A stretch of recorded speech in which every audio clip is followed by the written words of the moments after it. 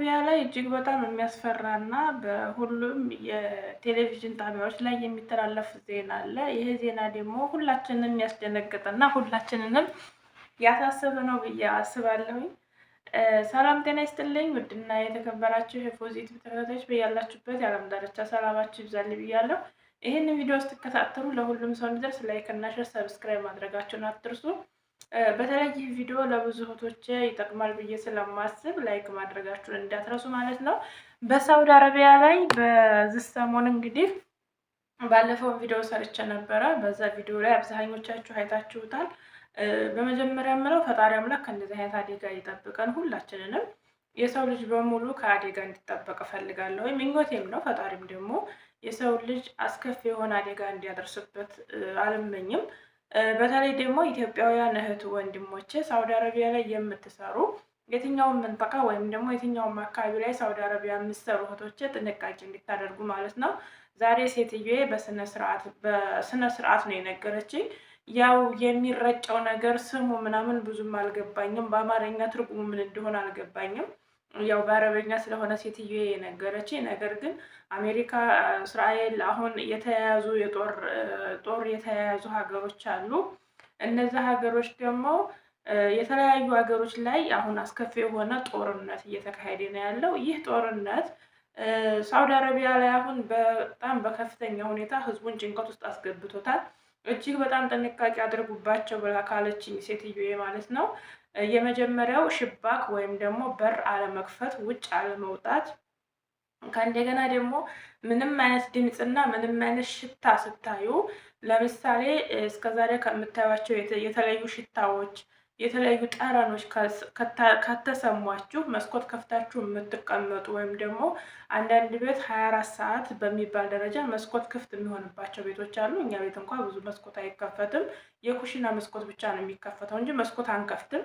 ልምድ የለንም፣ መስኮት የመክፈት ልምድ የለንም። ምናልባት መስኮት የምከፍተው እኔ በወር በሁለት ወር መስኮት ላጸዳ ወይም ደግሞ ቤቱ እንዲነፍስበት ከፈለኩ በእኔ ፍላጎት እንጂ እንደዚህ መስኮት የመክፈቱን ልምድ ስለሌለን ብዙም የሚያሰጋ ነገር የለውም በዚህ።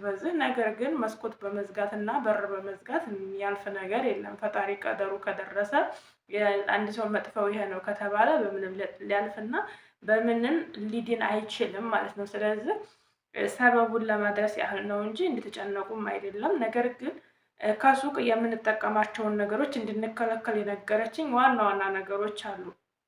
ከአሁን በኋላ ከሱቅ ምንም አይነት ነገር አስመጣችሁ፣ በተለይ አንቺ ነው ያለችኝ። እኔ ይሄ ቅጠላ ቅጠል ነገር እንደምጠቀም ታውቃለች።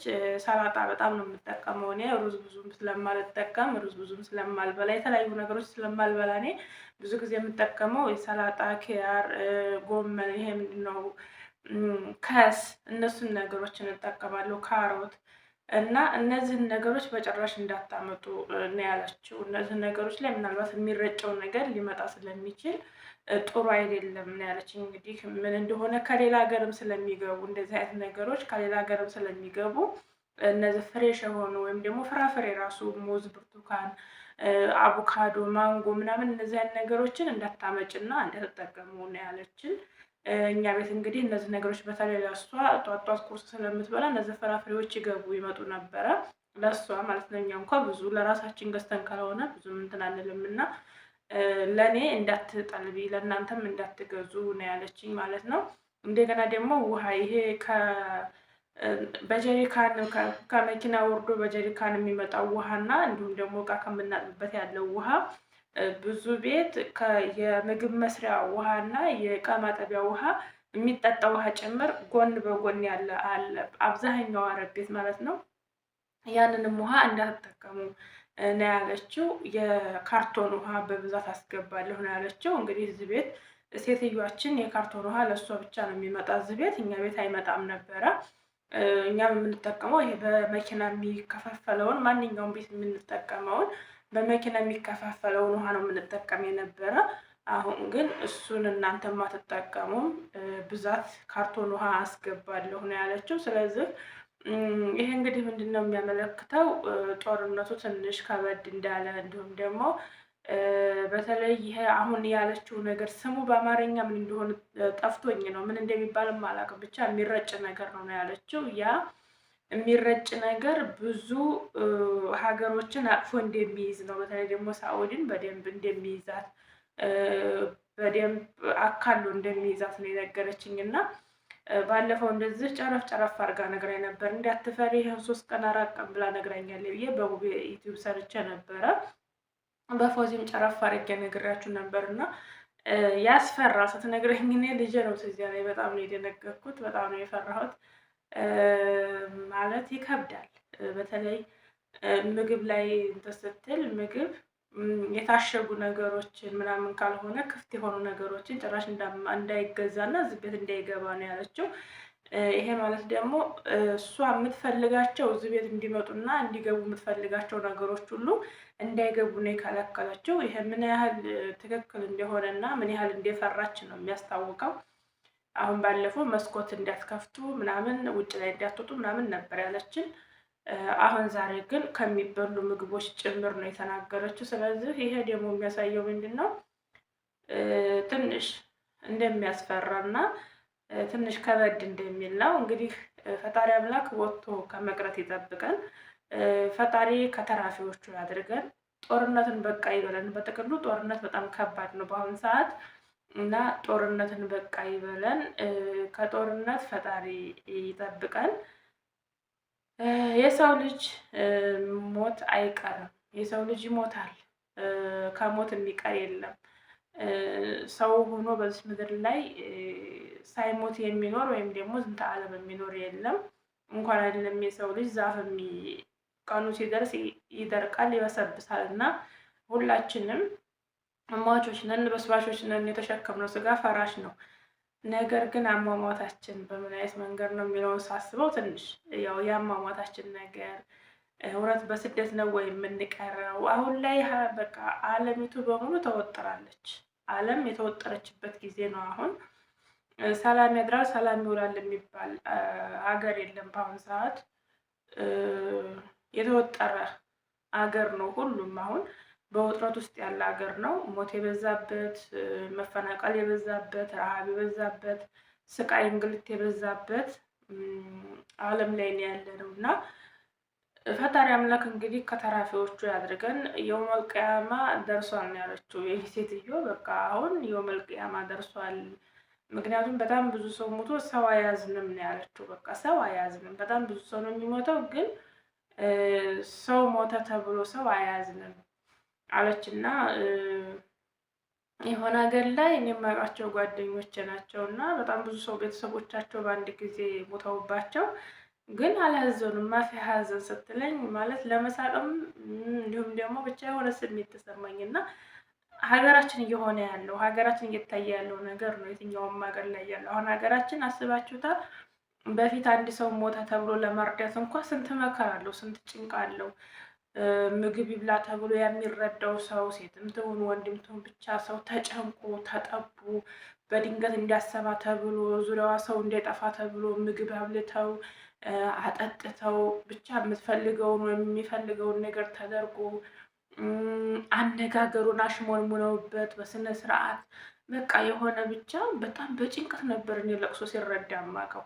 አሁን ላይ ግን እናንተ ማታ አውርታችሁት ከሆነ ጠዋት ወይ ወንድማችሁን ወይ እናታችሁን ወይ አባታችሁን ብቻ በእናንተ ዙሪያ ያለ ሰው ሞተ የሚል መርዶ በሶሻል ሚዲያ ትሰማላችሁ፣ ከሰው ትሰማላችሁ። ደውሎ እከሌ ሞተ እኮ ሰማሽ እንደምትባሉበት ጊዜ ነው ያለው እና ይሆናል አይደል? የሰው ልጅ እርክስ ያለበት ዘመን፣ የሆነ የሰው ልጅ ክብር ያጣበት ዘመን እዛ ላይ ነው ያለ ነው እና አንዳንድ ጊዜ ዝም ብዬ ሳስበው ይጨንቀኛል። ማለት አሁን እኔ ለሞቱ እያዘንኩ አይደለም። በነገራችን ላይ በአሁኑ ሰዓት ለሞቱ በአሁኑ ሰዓት ህይወታቸው ላለፈ ሰዎች ወይም ደግሞ ቤተሰቦች እያዘንኩኝ አይደለም። ይሄን ስላችሁ ደግሞ ሰው አይደለሽ እንደ ሰው ሲሞት እንዴት አታዝኝም ልትሉ ትችላላችሁ። ግን ደግሞ ምን መሰላችሁ የአሁኑን ምድር ላይ የሚሰራን መከራንና ስቃይን ከማየት ማረፍ ትልቅ ነገር ነው እና በቃ ይሆናል አይደለም። የሆነ ሰው ከጎኑ የሆነ ሰው እንደተለየው እያወቀ ግን ስሜቱ ምንም የሆነ ብቻ እንትን ነው የሆነ አለ አይደለም። ምን ብዬ ልንገራችሁ? በቃ ይሄ አሁን ላይ ያለው ስሜት እኔ አላቅም፣ ብቻ ሁላችሁም የምታዩት ነው እና ትንሽ ከበድ ይላል። ስለዚህ ሴትዮ የራሱን ማፊ ሀዘን አንድ ቤት ውስጥ አንድ ቤት 5 ሰው ሞቶ ግን ብዙ አላዘኑም። እንደ በፊቱ አይደለም። በፊት እኮ አንድ ሰው ሲሞት በጣም አዘን ነበር ምናምን ስትል እውነት ነው ያልኩት። ምክንያቱም ሀገራችን ላይ እያየን ያለ ነገር ስለሆነ የትኛውም ዓለም ላይ አሁን እየተደረገ ያለው ይሄ ነገር ነው። እና ውዶቼ ልላቸው የፈለኩት ምንድነው ምናልባት አረቦቻችሁ ጥሩ ከሆኑ ይህንን ዜና ሁሉም ስለሚሰማ አሁን እኔ ሴትዮ ጧትም ማታም ዜና ናት። በፊት አሁን ፊልም ነበር የምታየው፣ ፊልም ታያለች። ከፊልም ባለፈ ደግሞ ኮምፒውተር ታያለች። ኮምፒውተር ላይ ነው ብዛት ጊዜዋን የምታሳልፈው። ከኮምፒውተር ባለፈ ደግሞ ሰዓቷን በፊልም ነው የምትጨርሰው። አሁን ግን እንደተነሳሽ ቀጥታ ዜና ነው የምትከፍተው። እንደተነሳሽ ቀጥታ ዜና ነው የምትከፍተው። የተለያዩ ጣቢያዎችን ትታዳምጣለች። ዩቲዩብም ታያለች፣ ምንም ታያለች በቴሌቪዥን ነው። በቃ የተለያዩ መረጃዎችን ነው የምታየው። ሴትዮ ኢንስታግራም ላይ የተለያዩ ቦታዎች ላይ ስለዚህ መረጃ ነው የምታነበው እና የምትሰማውም። የእኛ ሴትዮ ደግሞ እየሰማችውን ያየችውን ትናገራለች። ጥንቃቄ እንድናደርግ በጣም እንትን ትላለች። እኛም ብቻ እኔንና ሉሉን ብቻ ሳይሆን 2 ሰዋቆች ወይም ደግሞ 2 ሹፌሮች አሉ ውጭ ላይ ያሉ፣ እነሱ ራሱ ጥንቃቄ ማድረግ እንዳለባቸው ምንም አይነት እኛ እንኳ ብናዛቸው ወጥተው ከሱቅ ምንም አይነት ነገር ማምጣት እንደሌለባቸው ምናምን ነው ትጨነቃለች በጣም። እና የእኛ ሴትዮ ትናገረች ምንም ነገር ቢፈጠር ይሄ ነገር አለ ከዚህ ነገር ተጠንቀቁ ትላለች። አንዳንድ አረቦች ደግሞ አይናገሩም። እና አንዳንድ እህቶቼ ደግሞ ቋንቋ ማትችሉ ለምሳሌ ዛሬ ጦርነት አለ ቢሏችሁ ቋንቋ ማትችሉ እህቶች ስላላችሁ ምናልባት ይሄ ቪዲዮ ይጠቅማቸዋል ብዬ ስለማስብ ሸር አድርጉላቸው። ሀርብ ምን እንደሆነ የጦርነት ስሙ በአረበኛ ምን እንደሆነ በሀገራችን ያለው እና በዚህ ሀገር ያለው ስሙ ስለሚለያይ ግራ እንዳይገባቸው ይሄ ነገር ጥንቃቄ እንዲያደርጉ ነው። ለጥንቃቄ ነው እንጂ የፈጠራትን ህይወት እስትንፋስ የሚቆርጣት እሱ ፈጣሪ ብቻ ነው። ያቺ እስትንፋሳችን ዛሬ ነው የምትወጣው ከተባለ ምንም ይሁን ምንም የሚድን የለም። ስለዚህ ግን ደግሞ እገዙኝ አግዛችኋለሁ ነው እና እኛም የምንችለውን ሰበቡን ለማድረስ ያህል እንድንጠነቀቅ ብዬ ነው። እንድትፈሩ እያረኩ አይደለም፣ እንዳትፈሩ አይዟችሁ። ፈጣሪ አምላክ ስደት ላይ እንዳንቀር ይጠብቃል። በስደት ላይ ከመሞት ሀገር ላይ መሞት ይሻላል እና ፈጣሪ ይጠብቀን። እወዳችኋለሁ። በያላችሁበት የዓለም ዳርቻ ከሚሰማው ውሽንፍር ከሚሰማው ችግር መከራ ሁሉ ፈጣሪ ይጠብቃችሁ። በሰላም ለሀገራችን ያብቃን። ሀገራችንንም ሰላም ያድርግልን። ዓለምን በሙሉ ሰላም ያድርግልን ፈጣሪ። የዓለምን ሰላም ያብዛልን። የሰው ልጅ በሙሉ በሰላም ወጥቶ የሚገባበትን ቀን ቅርብ ያድርግልን። ሁላችሁንም እወዳችኋለሁ። ፈጣሪ አምላክ በእግር ወጥቶ በሳጥን ከመመለስ ይጠብቀን። ላይክ፣ ሸር፣ ሰብስክራይብ ያደረጋችሁ አበረታቱን። እወዳችኋለሁ። መልካም ጊዜ